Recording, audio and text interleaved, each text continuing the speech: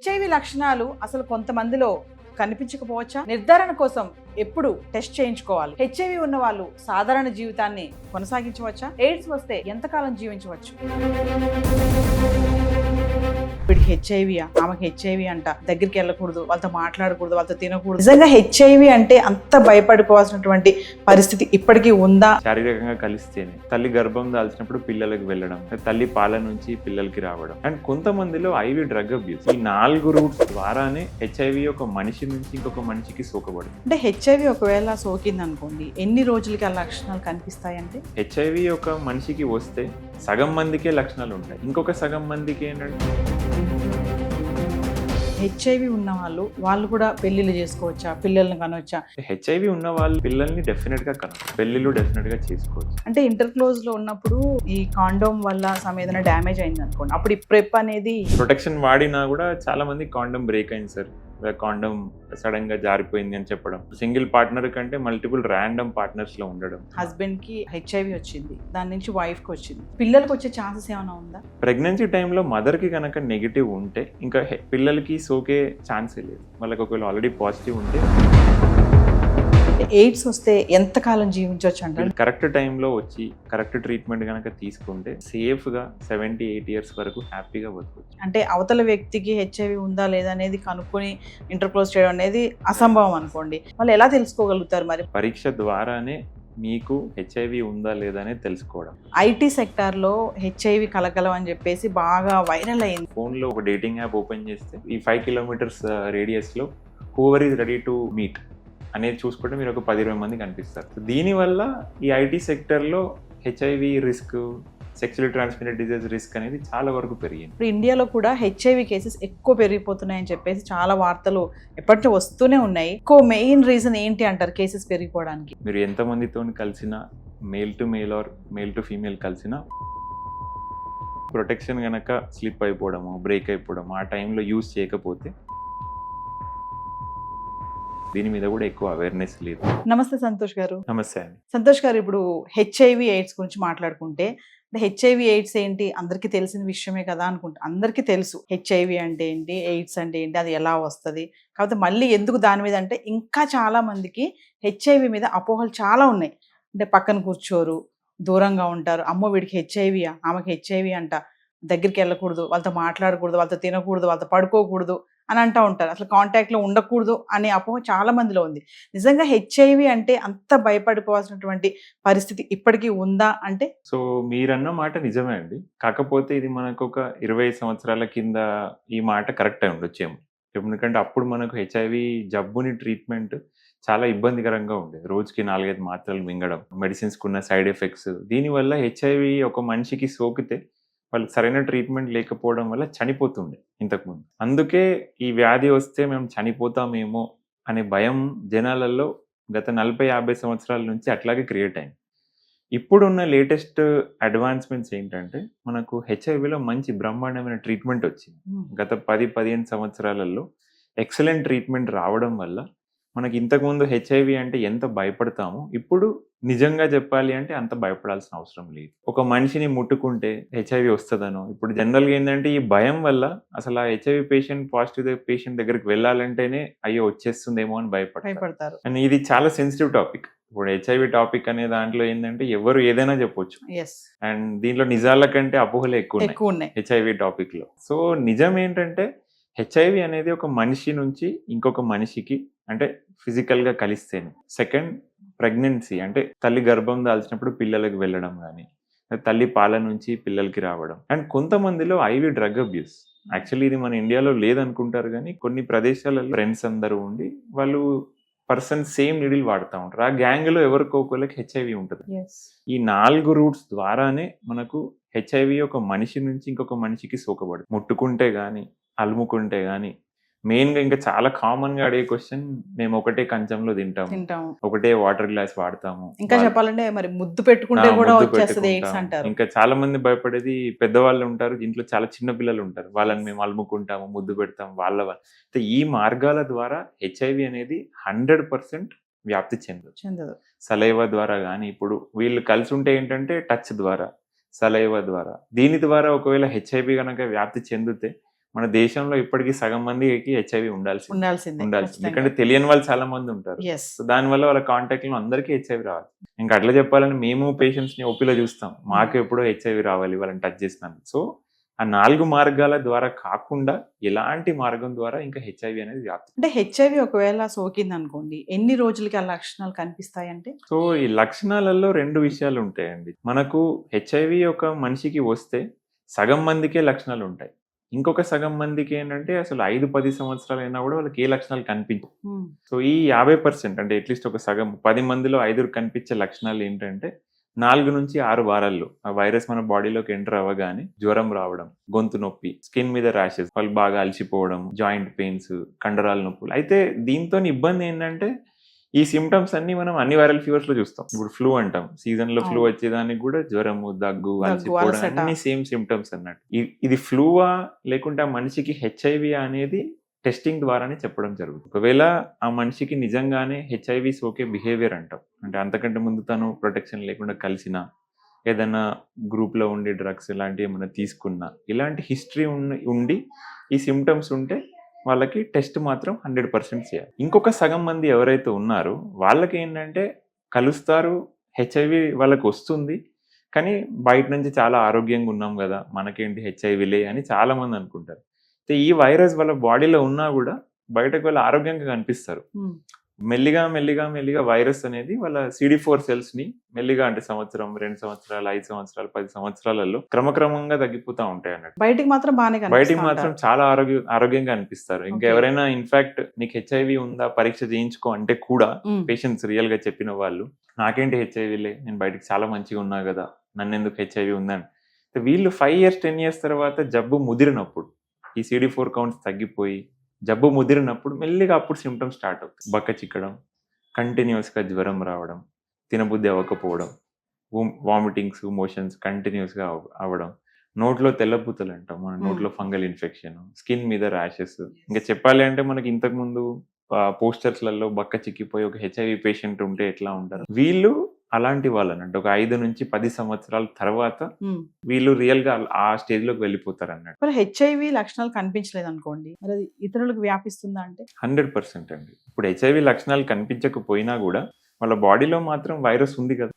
So ఈ మనిషికి HIV సోకబడ్డది కాబట్టి ఈ మనిషి నుంచి వేరే మనిషికి హెచ్ఐవి ట్రాన్స్మిట్ అయ్యే రిస్క్ అనేది డెఫినెట్ గా ఉంటుంది. ఇంకొకటి అండి, చాలా మందికి ఒక డౌట్ ఏంటంటే హెచ్ఐవి ఎయిడ్స్, అవును. అసలు హెచ్ఐవికి ఎయిడ్స్ కి ఏంటి డిఫరెన్షియేషన్, రెండు ఒకటి కాదా అనేది చాలా మందికి ఇప్పటికీ ఉంది. చాలా మందికి డౌట్. Okay, అడిగితే correct. హెచ్ఐవి వేరు అంటారు, ఎయిడ్స్ AIDS వేరు వేరు అంటారు. అసలు ఏంటండి ఒకసారి దాని గురించి మాట్లాడుతాం. సో హెచ్ఐవి అంటే మనకు వైరస్ పేరు అండి, హ్యూమన్ ఇమ్యూనో డెఫిషియన్సీ వైరస్ అంటాం. వైరస్ పేరుని హెచ్ఐవి అంటాం. ఈ వైరస్ ఆ జబ్బుని కాజ్ చేస్తుంది కాబట్టి మనం దాన్ని హెచ్ఐవి జబ్బు అంటాం. ఈ హెచ్ఐవిలో మనకు 4 స్టేజెస్ ఉంటాయి. స్టేజ్ 1, 2 అని స్టార్టింగ్, అంటే వాళ్ళు ప్రారంభ దశలో ఉన్నారని చెప్పడం. స్టేజ్ 3, స్టేజ్ 4 అనేది జబ్బు ముదిరడం, అంటే అడ్వాన్స్ స్టేజ్. ఇందాక చెప్పినట్టు 5-10 సంవత్సరాల తర్వాత వెళ్ళే ఈ జబ్బు ముదిరిన స్టేజెస్ ని మనం ఎయిడ్స్ అంటాం. అంటే వాళ్ళు ఈ స్టేజ్ 3, స్టేజ్ 4 లో ఉండి జబ్బు ముదిరిపోయి అడ్వాన్స్ స్టేజ్ లోకి వెళ్ళిన వాళ్ళని మనం ఎయిడ్స్ లో ఉన్నారంటే హెచ్ఐవిలో ఒక అడ్వాన్స్డ్ భాగాన్ని ఎయిడ్స్ అంటాం. అంతేగాని రెండు ఒకటి. అంటే హెచ్ఐవి ఉన్న వాళ్ళు సాధారణంగా ఉన్నటువంటి మనుషులలాగా బ్రతకొచ్చా, వాళ్ళు కూడా పెళ్లిళ్ళు చేసుకోవచ్చా, పిల్లల్ని కనవచ్చా? హెచ్ఐవి ఉన్న వాళ్ళు పెళ్లిళ్ళు చేసుకోకూడదు అని కొంతమంది చెప్తూ ఉంటారు. అది కూడా ఒక అపోహ ఉంది. నిజంగా పెళ్లిళ్ళు చేసుకోకూడదా, పిల్లల్ని కనకూడదా అంటే? సో ఈ ప్రశ్నతోనే యాక్చువల్లీ చెప్పాలంటే చాలా మంది పేషెంట్స్ వస్తూ ఉంటారు, సార్ మాకు హెచ్ఐవి ఉంది, బయట ఎక్కడ ఇంకా పెళ్లి చేసుకోవద్దు అన్నారు లైఫ్ టైం, ఇంకా మీకు పిల్లలు పుట్టలేరు. ఎందుకంటే సెన్సిటివ్ ఏరియా, వాళ్ళు కూడా పిల్లల్ని కనాలి, వాళ్ళు కూడా ఫ్యామిలీని స్టార్ట్ చేయాలి. హెచ్ఐవి ఉన్న వాళ్ళు ఏంటంటే పిల్లల్ని డెఫినెట్ గా కనవచ్చు, పెళ్లిళ్ళు డెఫినెట్ గా చేసుకోవచ్చు. అయితే దానికి ఒక పద్ధతి అనేది ఉంటుంది. అంటే రాగానే మనం డైరెక్ట్ గా పెళ్లి చేసుకోవడం, ఒక లెవెల్ రీచ్ అవ్వకుండా పిల్లల్ని కనకపోతే భార్యకి లేదా భర్తకు రావడం, పిల్లలకి కూడా వ్యాప్తి చెందే రిస్క్ ఎక్కువ ఉంటుంది. వీళ్ళు ఏంటంటే మనకు హెచ్ఐవి ఉన్న వాళ్ళు కరెక్ట్ ట్రీట్మెంట్, అంటే పాత ట్రీట్మెంట్ కాకుండా లేటెస్ట్ ట్రీట్మెంట్ మీద ఒక 6 months to 12 months ఉండి వాళ్ళకి మేము 2 సార్లు కానీ 3 సార్లు కానీ వాళ్ళ వైరస్ అనేది కంట్రోల్లోకి అంటాం, అంటే ఇంచుమించు 0 లెవెల్ అని అంటాం. ఈ వైరస్ కంట్రోల్లో ఉన్నప్పుడు 2-3 సార్లు దాన్ని చెక్ చేసుకొని 6 months మిస్ చేయకుండా ట్రీట్మెంట్లో ఉన్న వాళ్ళు అప్పుడు ఆ టైంలో పెళ్లి చేసుకోవచ్చు. దీనికి మనకు రీజన్ ఏంటంటే మెడికల్ టర్మ్స్లో U=U అంటారు. అంటే వాళ్ళ వైరస్ కనుక మంచిగా అన్డిటెక్టబుల్ లెవెల్లో ఉంటే వాళ్ళు అన్ట్రాన్స్మిటబుల్, అంటే వీళ్ళ వైరస్ మంచిగా అణిగి ఉంటే వాళ్ళు వేరే వాళ్ళతోని ప్రొటెక్షన్ లేకుండా కలిసినా కూడా వేరే మనిషికి సోకదు. సో ఎందుకంటే పెళ్లిలో ఏంటంటే పెళ్లి చేసుకోవచ్చా అని అంటే వాళ్ళ ఉదాహరణ, వాళ్ళ ఐడియా ఏంటంటే పెళ్లి చేసుకున్న తర్వాత కలిస్తే వస్తుందా అనేది వాళ్ళ డౌట్. సో వైరస్ అనేది కంట్రోల్‌లో మంచిగా పెట్టామంటే పెళ్లి చేసుకోవచ్చు, ప్రొటెక్షన్ లేకుండా వాళ్ళు కలవచ్చు, ప్రొటెక్షన్ లేకుండా కలిస్తే పిల్లల్ని కూడా కనొచ్చు. సో ఇదొక పెద్ద అపోహ. ఈ హెచ్ఐవిలో పిఆర్ఈపి, పిఈపి అని కొన్ని ట్రీట్మెంట్స్ కూడా ఉన్నాయండి. ఒకసారి వాటి గురించి సో మాట్లాడండి. ప్రెప్ అండ్ పెప్ అనేవి మనకు కొత్తగా వచ్చిన అడ్వాన్స్‌మెంట్స్ అండి. అంటే కొత్తగా అంటే గత 4, 5 సంవత్సరాలని అనుకోవచ్చు. పిఆర్ఈపి, ప్రెప్ అంటాం మన మెడికల్ టర్మ్స్‌లో. PrEP. ప్రెప్ అంటే ప్రీ ఎక్స్‌పోజర్ ప్రొఫిలాక్సిస్ మెడికల్ టర్మ్స్‌లో. అంటే కొంతమంది ఇప్పుడు నా దగ్గర ఉన్న పేషెంట్స్‌లో ప్లాన్డ్ గ్రూప్ ఉంటది వాళ్ళు. కలిసేది సెక్సువల్ ఇంటర్‌కోర్స్ కూడా ప్లాన్ చేసుకుంటారు. అంటే రేపు కలుస్తున్నాము, ఎల్లుండి కలుస్తున్నాం అనేది వాళ్ళకి ఎప్పుడు కలుస్తున్నారనేది తెలుసు. అంటే కలిసే ముందు మనం హెచ్ఐవి రాకుండా ఇచ్చే ట్రీట్మెంట్‌ని ప్రెప్ అంటాం. అంటే కలిసే 24 గంటల ముందు ఒక టాబ్లెట్ స్టార్ట్ చేస్తాము. కలిసిన రోజు స్టార్ట్ చేస్తాము. కలిసిన 24-48 అవర్స్ తర్వాత కూడా మనం కొన్ని టాబ్లెట్స్ స్టార్ట్ చేస్తాం. సో దీన్ని మనం ప్రెప్ అంటాం. Pre exposure prophylaxis. కొంతమందిలో ఏంటంటే ఈ ప్లానింగ్ అనేది కంప్లీట్‌గా ఉండదు. వాళ్ళకి అదే మూమెంట్‌లో డైరెక్ట్‌గా వెళ్తారు, కలుస్తారు. సో వాళ్ళు ఈ ప్రెప్‌కి ఎలిజిబుల్ కాదు. మోస్ట్ ఇంపార్టెంట్ ఏంటంటే వీళ్ళు ప్రొటెక్షన్ వాడరు. సడెన్‌గా ర్యాండమ్‌గా కలుస్తారు. అండ్ చాలా మంది చెప్పే ఎగ్జాంపుల్స్ ఏంటంటే, సార్ ఆ రోజు నేను మత్తులో ఉన్నాను. ఫ్రెండ్స్‌తోని గ్రూప్‌లో పార్టీకెళ్ళాను. ఆల్కహాల్ మత్తులో ఉన్నాను. సో అట్లా జరిగిపోయింది. సో ఇప్పుడు ఏం చేయాలి అంటారు. వీళ్ళల్లో వితిన్ 72 అవర్స్ అంటే వాళ్ళు కలిసిన 72 గంటల్లో గనక మా దగ్గరికొస్తే మనం వాళ్ళకి సింపుల్ టాబ్లెట్ అండి. మనకు నార్మల్‌గా ఇచ్చే డైలీ ఒక సింగిల్ టాబ్లెట్ వేసుకుంటే ఈ మనిషికి మనం హెచ్ఐవి రాకుండా 95% తగ్గించొచ్చు. 95% అనేది చాలా చాలా బిగ్ నంబర్. ఎందుకంటే ఒక మనిషికి హెచ్ఐవి వచ్చిందంటే లైఫ్ లాంగ్ వాళ్ళని లేబుల్ చేస్తారు. సో అట్‌లీస్ట్ వాళ్ళకి 72 అవర్స్ పీరియడ్ అన్న విండో పీరియడ్ అన్న ఉంది. ఈ గ్యాప్‌లో గనక వాళ్ళొచ్చి మమ్మల్ని డాక్టర్‌ని కలిస్తే గనక రిస్క్‌ని చాలా గణనీయంగా తగ్గించొచ్చు. ఓకే. కాండోమ్ వల్ల ఏదైనా డ్యామేజ్ అయిందనుకోండి. అవును. అప్పుడు ఈ ప్రెప్ అనేది యెస్. బా యెస్. పనికొస్తుందంటారా సో ట్రీట్మెంట్? పెప్‌ని కూడా మనకు కొన్ని ఇండికేషన్స్ ఉంటాయి. అంటే ఎవరైతే ప్రొటెక్షన్ లేకుండా కలవడం. ప్రొటెక్షన్ వాడినా కూడా చాలా మంది కాండోమ్ బ్రేక్ అయింది సార్. కాండోమ్ సడెన్‌గా జారిపోయింది అని చెప్పడం. Multiple partners.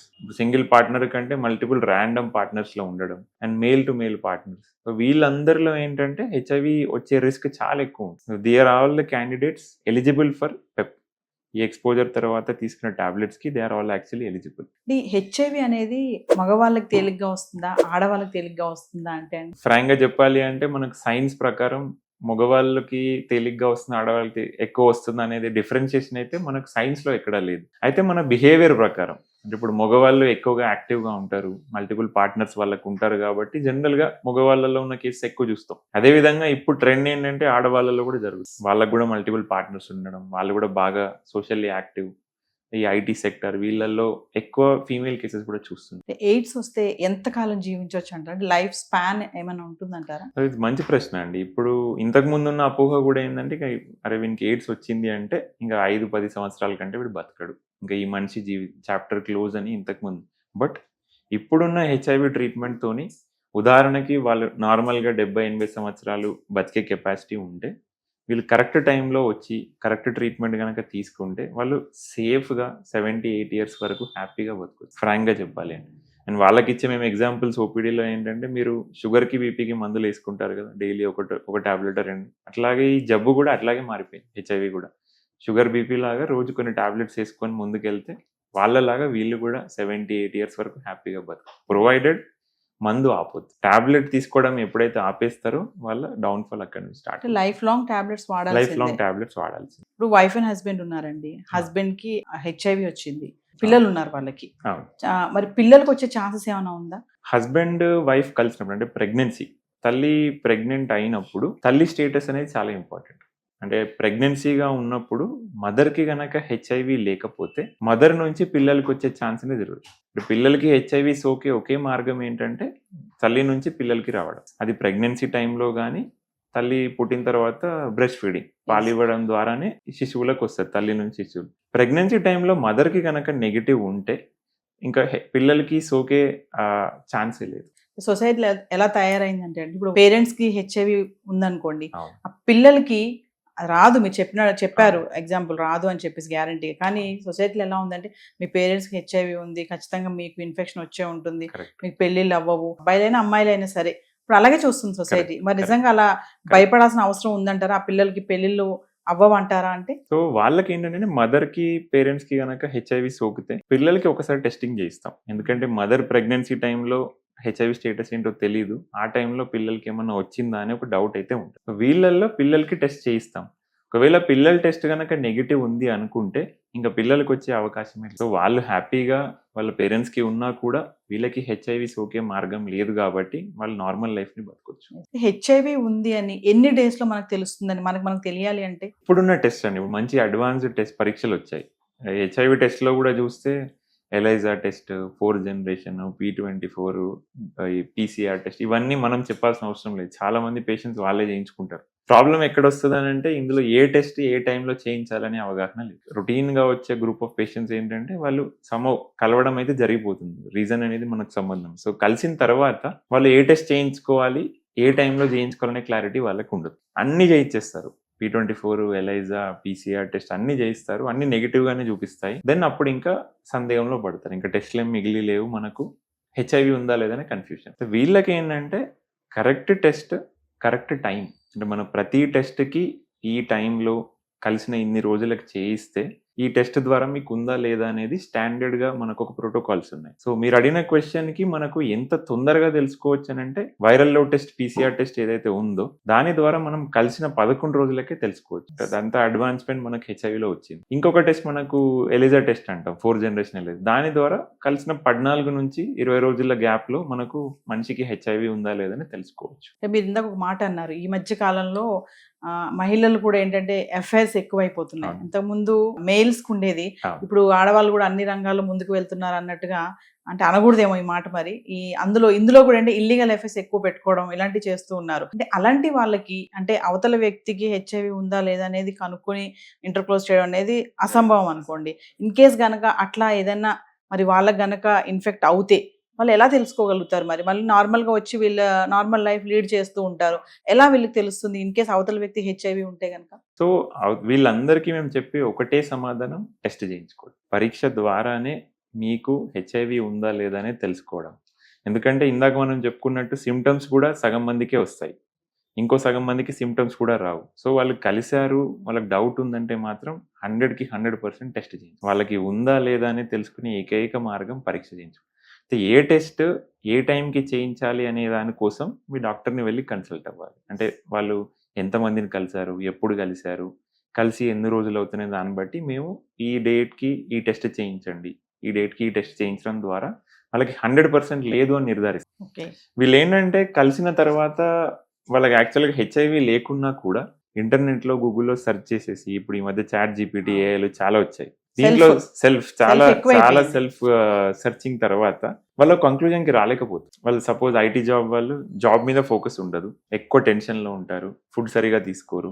ఉన్న సింప్టమ్స్ అన్నీ వాళ్ళకే ఉన్నాయని వాళ్ళు ఊహించుకుంటారు. ఈ సింప్టమ్స్ అని. దెన్ మల్టిపుల్ టెస్ట్‌లు చేయించుకొని ఒక కంక్లూజన్‌కి రారు. సో వీళ్ళందరికీ చెప్పేది ఏంటంటే ఇలాంటి దాంట్లో ఉన్నప్పుడు కమ్ టు అస్. ఈ టైంలో ఈ టెస్ట్ చేయించుకోండి. ఈ టైంలో ఈ టెస్ట్ చేయించుకోవడం ద్వారా we will give an answer of 100%. అంటే మనకు 6 వారాల పరీక్ష, 3 నెలల పరీక్ష అని ఉంటది హెచ్ఐవిలో. ఈ 2 పరీక్షలు నెగెటివ్ ఉంటే ఇప్పటిదాకా మనకున్న సైన్స్ ప్రకారం 100కి 100% ఈ మనిషికి హెచ్ఐవి సోకలేదు అని చెప్పడం జరుగుతుంది. సంతోష్ గారు ఒక విషయం చెప్పండి. ఇప్పుడు మీరన్నారు చాలా మంది మా దగ్గరికి వస్తూ ఉంటారని. అవును. మేల్ అనుకోండి ఓకే.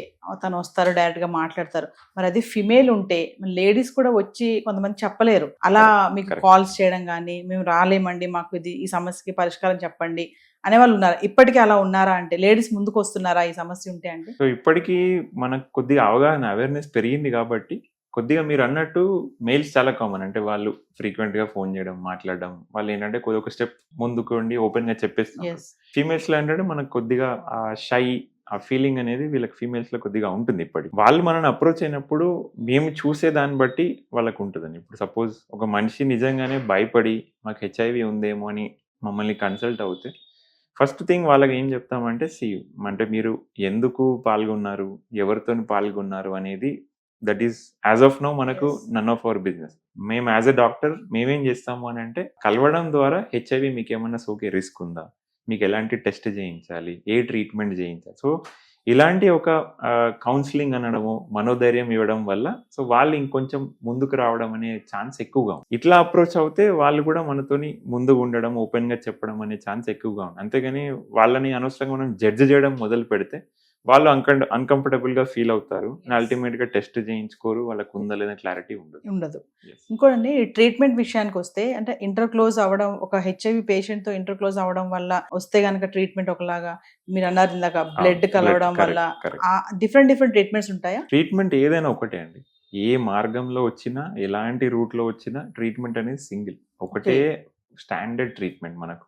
అయితే ఈ మార్గాలు ఎందుకు చెప్తామంటే జనాల అవేర్‌నెస్ కోసం చెప్తాం. బ్లడ్ గాని, ఇవన్నీ గాని. బట్ ట్రీట్మెంట్ ఏ మార్గంలో వచ్చినా, ఎంతమందితో కలిసినా, సింగిల్, మల్టిపుల్ పార్ట్నర్స్, వేరే రూట్స్, బ్లడ్, సెక్షువల్ ట్రాన్స్‌మిషన్ ఏదైనా కూడా ట్రీట్మెంట్ ఒకటే. ఈ మధ్య కాలంలో ఈ న్యూస్ మీరు వినే ఉంటారు.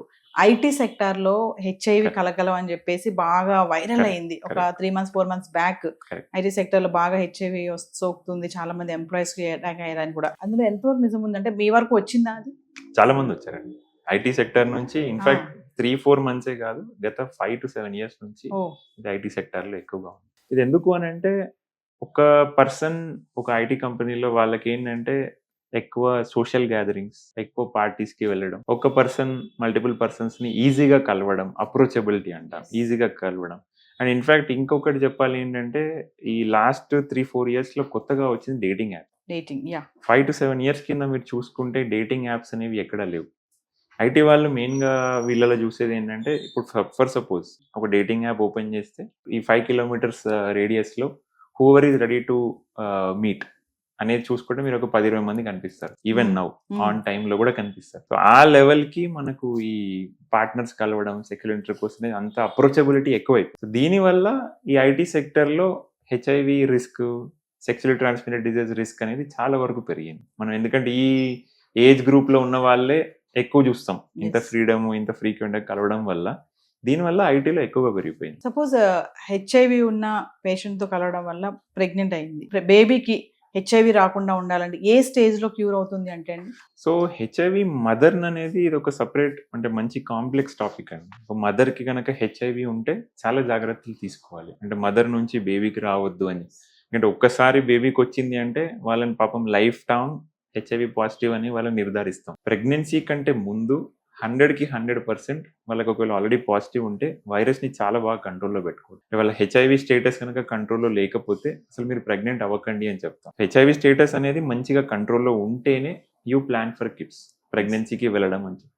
అండ్ ప్రెగ్నెన్సీలో ఉన్న 9 మంత్స్ ఏ ఒక్క రోజు కూడా మందు మిస్ చేయదు. టాబ్లెట్స్ కనుక మిస్ చేసాం మా ప్రెగ్నెన్సీలో అంటే వైరస్ పెరుగుతా ఉంటది. అండ్ పిల్లలకి కూడా ట్రాన్స్మిట్ అయ్యే ఛాన్స్ ఎక్కువగా ఉంటుంది. ఎక్కువ ఉంటాయి. మూడోది ఏంటంటే డెలివరీ టైం. బేబీ కూడా మనకు ఆ ఏరియా నుంచి వస్తారు కాబట్టి ఆ టైంలో కూడా మనకు నార్మల్ డెలివరీ ప్రిఫర్ చేయం. ఎందుకంటే ఆ ఏరియా నుంచి డెలివరీ అయ్యి వస్తే వెజైనల్ డెలివరీ ద్వారా వాళ్ళకి హెచ్ఐవి కంట్లలో, ముక్కులలో ఇట్లా తగిలి వాళ్ళకి బేబీకి వచ్చే ఛాన్స్ ఎక్కువ ఉంటుంది. ఓహ్!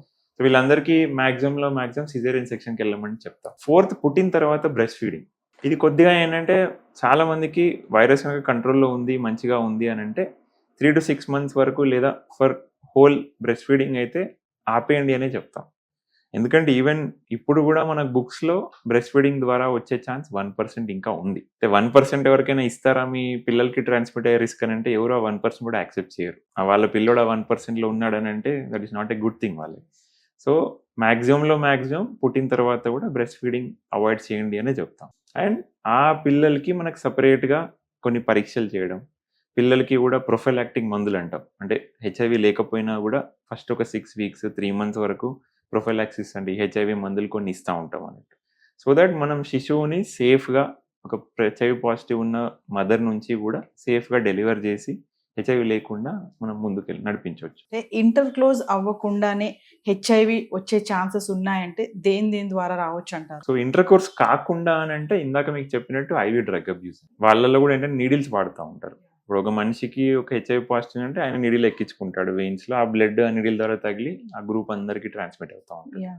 రెండోది ప్రెగ్నెన్సీ టైం. మూడోది బ్రెస్ట్ ఫీడింగ్. ఈ 3 కాకుండా టచ్, కిస్ చేయడము దీని ద్వారా అసలు హెచ్ఐవి రాదు. అంటే మీ పేషెంట్స్‌కి, మీ హెచ్ఐవి పేషెంట్స్‌కి ట్రీట్మెంట్ ఇచ్చే దాంట్లో కొత్తగా ఏమైనా డెవలప్‌మెంట్స్ వచ్చాయా అంటే? సో 2, 3 కొత్త డెవలప్‌మెంట్స్ అండి. మంచి ప్రశ్న. అంటే మనకు హెచ్ఐవిలో ఏంటంటే చాలా వరకు టాబ్లెట్ ఇచ్చామా, ట్రీట్మెంట్ అయిపోయిందా అనేది ఒకటి ఉంటుంది. సో, టాబ్లెట్ డెఫినైట్‌లీ ఇంపార్టెంట్ కాదని కాదు.